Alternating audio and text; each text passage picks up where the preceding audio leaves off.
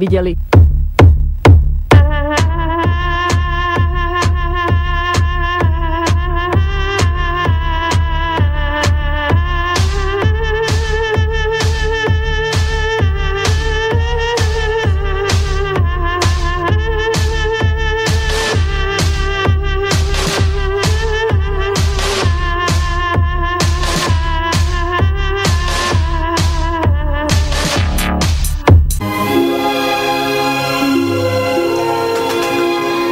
Vy jste reálně vždycky byli federální kapela.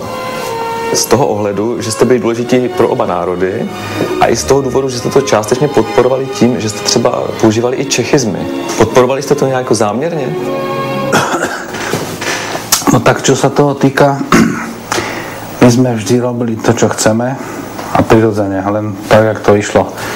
Nemali sme nejaký zámer niečo v tomto zmysle robiť, ale keďže sme vyrastali v Československu a do značnej miery na českej kultúre a českej literatúre, tak nám to prirodzene vošlo do jazyka a myslím si, že to tak aj zostalo.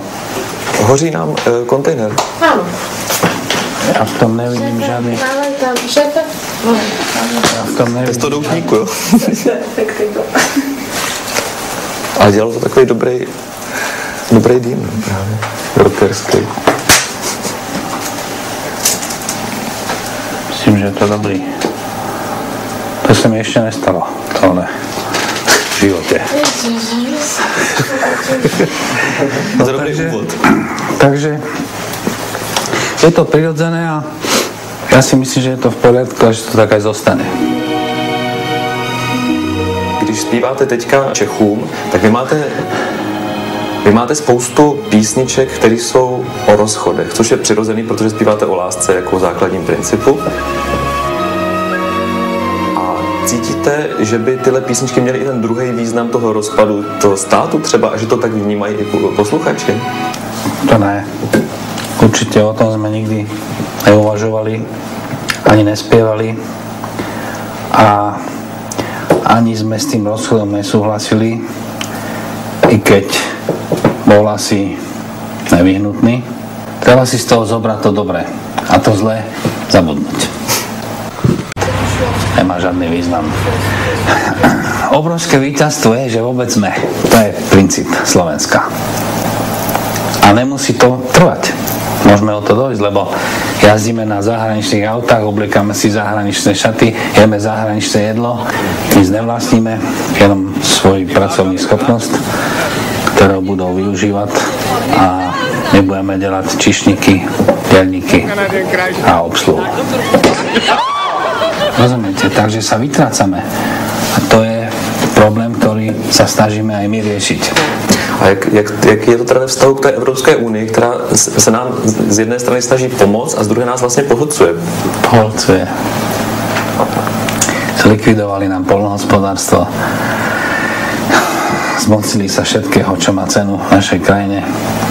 A z nás robia otrokov, ktorí môžu len slúžiť, nič iné. To je Európska únia.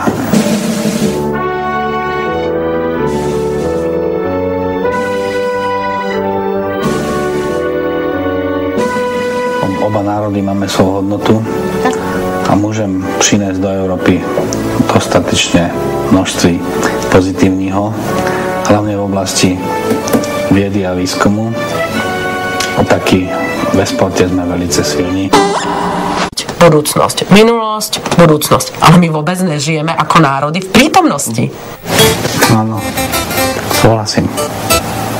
100%. To určite.